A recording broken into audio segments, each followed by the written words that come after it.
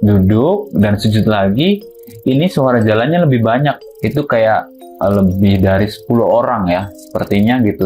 10 orang berjalan di belakang saya gitu pas sholat. Jadi saya pas sujud itu kayak agak ngintip gitu ya, ini di belakang ada siapa sih gitu kan. Tapi ya nggak ada siapa-siapa, nggak ada yang lewat, seperti itu.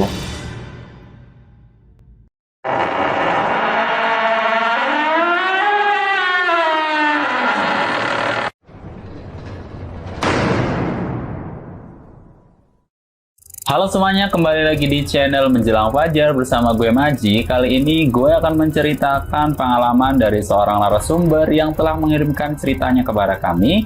Dia bercerita pernah mengalami sholat bersama dengan makhluk gaib di tempat kerjanya. Seperti apakah ceritanya? Mari kita simak bersama-sama.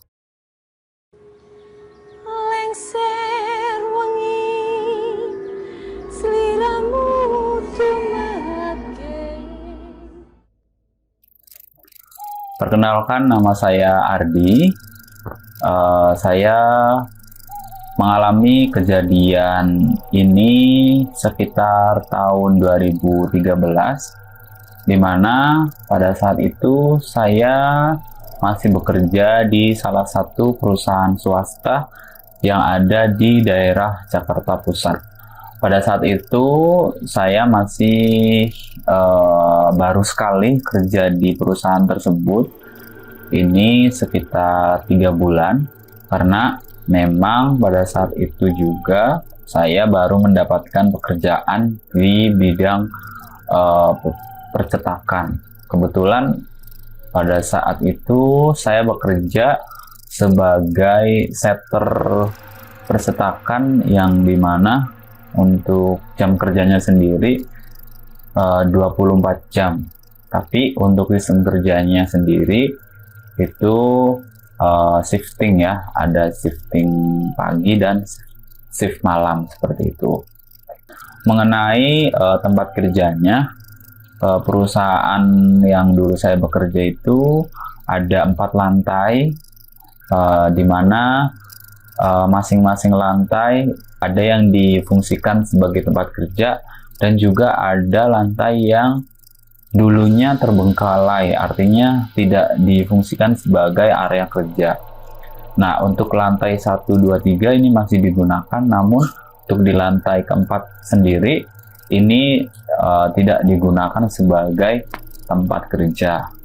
Yang saya herankan, selama kerja 3 bulan waktu itu, para staf yang kerja di situ sering melakukan kegiatan kayak buang hajat gitu ya. Mereka itu lebih memilih untuk melakukannya di toilet di luar kantor.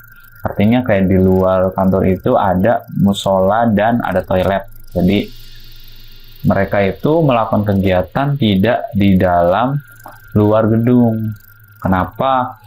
Nah, itu yang menjadi pertanyaan saya selama 3 bulan kerja di situ. Dan karena memang sudah terbiasa seperti itu, jadi saya pun seringnya ya diajak buang hajat itu ya keluar kantor, seperti itu, sama senior-senior yang sudah lama kerja di situ. Padahal memang di dalam gedungnya itu ada toilet, cuman memang terletak di lantai 4, seperti itu. Ini kan tadi lantai 4 itu memang lantai yang tidak digunakan ya, tadinya tidak difungsikan. Namun pada saat saya kerja di situ, memang ini lantai 4 sudah dibuka kembali, dan memang ada salah satu pegawai dari perusahaan saya itu yang sering bolak-balik ke situ. Nah, itu dia seorang office boy, dan memang dia itu sering merapikan lantai 4 dan juga barang-barang yang ada di lantai 4. Pegawai yang saya maksud tadi itu namanya Mas Helmi. Dia itu juga masih baru sih kerja di perusahaan ya. Mas Helmi ini kan memang job desk-nya sebagai seorang office boy ya. Jadi mungkin dia berpikir ya suatu kewajiban kalau memang ada tempat yang berantakan ya memang harus dirapikan. Jadi dia yang sering bolak-balik ke kantornya, seperti itu. Nah, pada suatu hari karena memang saya sebagai setter itu kerjanya 24 jam, jadi saya mendapatkan shift buat kerja malam, di mana kerjanya itu dimulai dari jam 11 malam, seperti itu. Nah, karena saya masih baru kan, jadi saya tuh ya berusaha buat datangnya tepat waktu di jam 11 malam. Namun ini ada partner saya, itu namanya Bang Faris. Nah, Bang Faris sendiri, ini dia udah senior.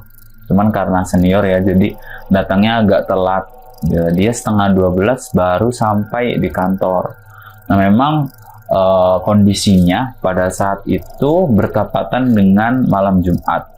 Dan saya pada waktu itu kebetulan belum sholat isya juga. Jadi kayak ya sholat isya dulu seperti itu. Terus ditambah memang saya itu agak kebelet ya, pengen buang air kecil di malam itu, seperti itu. Dan karena memang dengan kecurigaan saya yang di hari-hari sebelumnya mengenai di lantai 4 itu ada apa, jadi saya berpikir ini karena toiletnya nggak ada lagi kan, kayak nggak mungkin kalau misalkan yang di luar kantor itu masih dibuka untuk umum seperti itu, karena biasanya kan kayak musola di Jakarta itu kan ya kalau misalkan emang udah di luar jam sholat pasti tutup seperti itu, udah nggak bisa masuk lagi walaupun cuman pengen ke toilet seperti itu. Jadi akhirnya dengan sangat terpaksa saya memutuskan untuk naik ke lantai 4 buat buang air kecil dan sholat isya gitu. Tapi kayak sebelum saya naik tangga itu, karena memang di hari sebelumnya saya tuh pernah nanya gitu ya sama Mas Helmi, itu masalah kok kenapa sih karyawan-karyawan yang di sini kalau mau buang air kecil, mau buang air besar atau sholat itu kenapa harus keluar kantor seperti itu, padahal kan di kantor ada toilet dan musolanya seperti itu. Saya sebelum naik itu mikir kayak gitu, ini sebenarnya ada apa ya di lantai 4 gitu. Ya masih tanda tanya besar banget, karena memang kondisinya ya mau nggak mau lagi gitu ya harus naik ke lantai 4, ya udah. Jadi akhirnya saya dengan memberanikan diri naik deh ke lantai 4 gitu kan. Akhirnya saya jalan ke tangga, nyampe sana ya masih biasa aja sih, ya tempatnya rapi seperti itu, karena memang si Mas Helmi ini sering merapikan juga di wilayah lantai 4 seperti itu.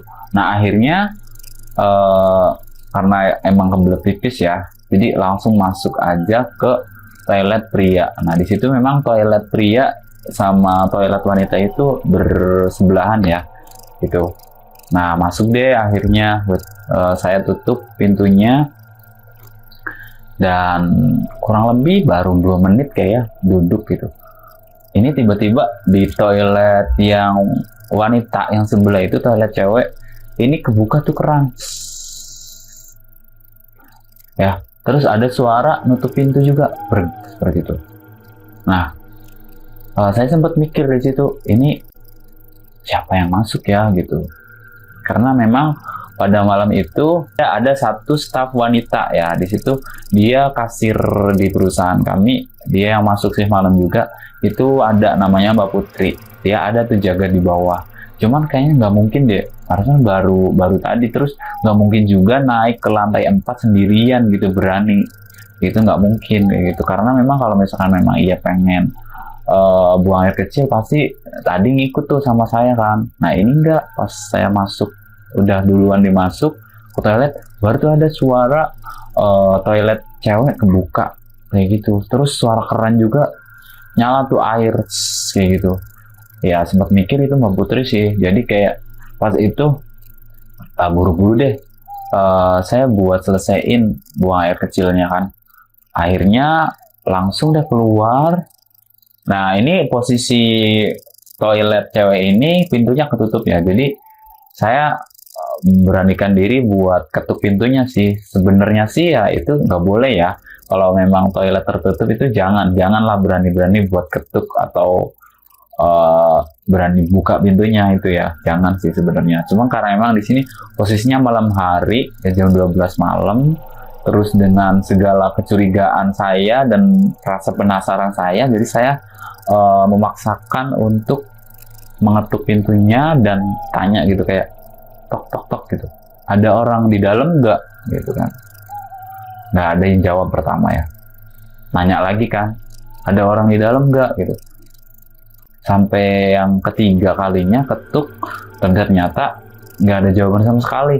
Pas waktu itu saya memberanikan diri buat buka pintunya gitu kan, dan bener aja di dalamnya itu nggak ada siapa-siapa.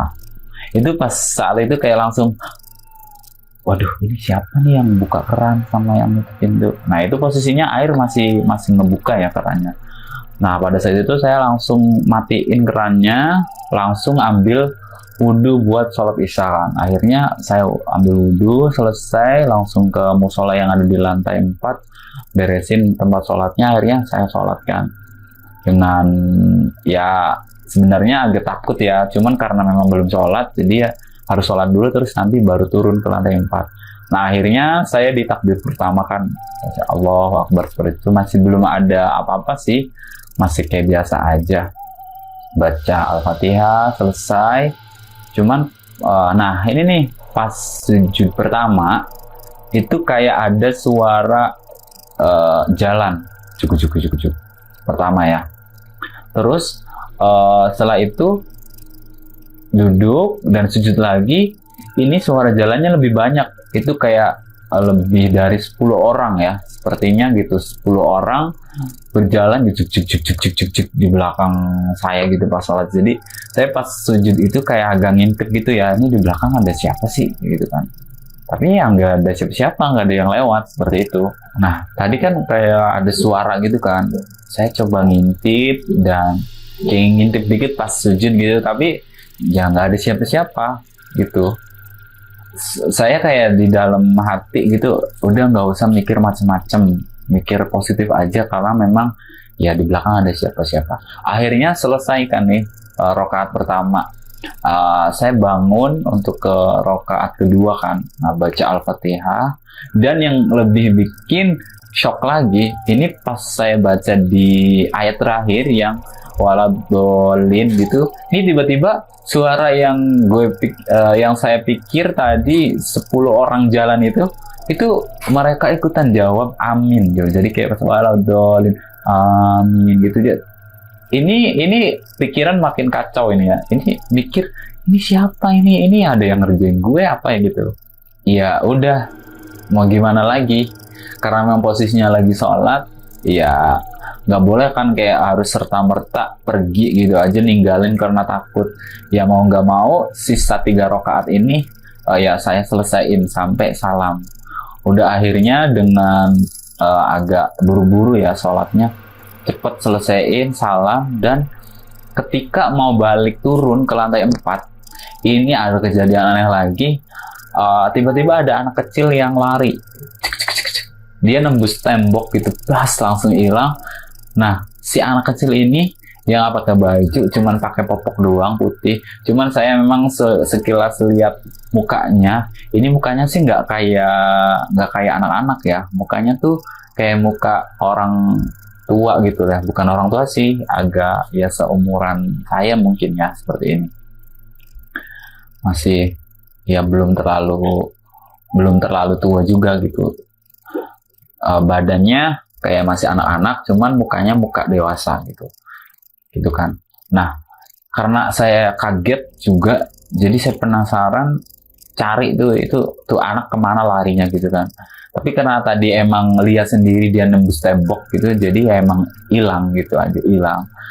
Nah pas itu udahlah pas itu saya udah lupain aja, mau langsung turun. Tapi ini pas mau turun tangga, ini tiba-tiba keran air yang ada di dua toilet cewek cowok itu nyala bersamaan langsung gitu, dengan posisi si pintu toilet itu tertutup gitu kan. Nah ini saya makin shock lagi, ini ada apaan ya begini. gitu. Jadi kayak kecurigaan saya yang selama ini dipendem doang di dalam hati gitu, jadi kayak makin makin kuat gitu ya. Jangan-jangan ini di lantai ini emang banyak makhluk halus lagi, karena memang udah ngalamin beberapa kali kan tadi, dari mulai di toilet, pas sholat gitu, pas udah selesai sholat ini tiba-tiba kerannya nyala lagi gitu. Terus saya langsung aja tuh lihat di toiletnya, balik lagi ke toilet, dan memang nggak ada siapa-siapa, itu dua-duanya kerannya nyala gitu. Langsung saya matiin, udah nih, ini udah nggak mau peduliin apalagi lah, apapun ya, udah nggak mau peduliin apapun, maunya langsung turun. Tapi ini seketika kaki saya tuh berat banget buat turun. Ini kayak ada yang megangin gitu ya, berat banget, mau turun berat banget. Itu sumpah, itu pas saya itu bener-bener panik. Dan ya ini gimana gitu, udah mah nggak ada orang, teriak pun kayaknya susah gitu, teriak pun susah gitu. Yang di dalam hati saya tuh untungnya kayak otomatis kayak langsung, oh ya gue harus baca-baca surat gitu. Akhirnya gue baca surat-surat yang gue hafal aja gitu, yang dari Al-Quran gitu. Buat barangkali aja memang kalau dibacain bisa ngurangin gitu. Dan akhirnya saya baca beberapa surat pada saat itu, alhamdulillahnya ini mulai mereda nih beratnya, dan akhirnya kaki saya ini bisa digerakin, langsung deh turun dari atas dari lantai 4 itu lari ya, agak lari gitu turun tangganya ya, juk sampai bawah di lantai 1. Udah nih dengan badan gue yang merinding dan mukanya udah pasti pucat banget. Ini karena tadi Bang Faris udah nyampe kan di bawah, dan di bawah pun ada Mbak Putri sama Bang Faris itu lagi ngobrol. Terus ditanyakan, lu kenapa Di? Muka lu pucat banget, habis ngapain lo, katanya.